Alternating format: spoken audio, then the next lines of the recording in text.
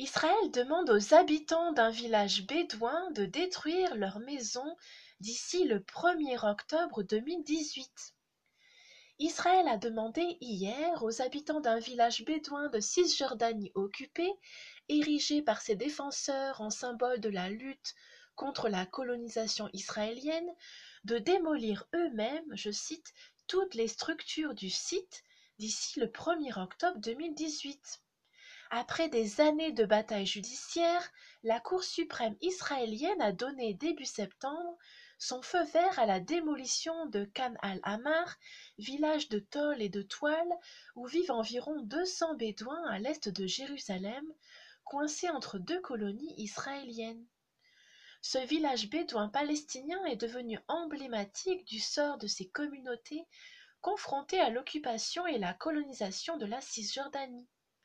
Je cite, en application de la décision de la Cour suprême, les habitants de Khan al-Ahmar ont reçu dimanche l'ordre de détruire toutes les structures du site avant le 1er octobre, a précisé un communiqué du COGA, l'organisme israélien chargé des affaires civiles dans les territoires palestiniens occupés.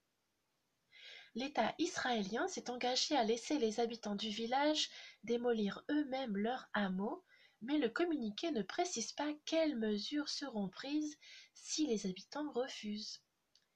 Je cite, personne ne partira, il faudra nous expulser par la force, a affirmé à l'AFP Eid Abou-Kamis, un porte-parole du village contacté par téléphone.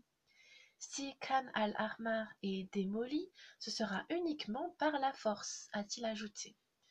8 pays européens ont réclamé jeudi à Israël de ne pas démolir ce hameau, estimant que sa destruction permettrait d'étendre les colonies israéliennes et de couper en deux la Cisjordanie, rendant encore plus compliquée l'éventuelle création d'un État palestinien sur ce territoire.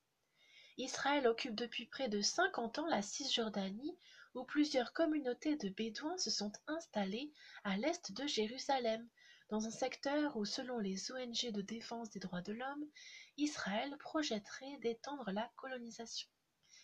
À plus tard.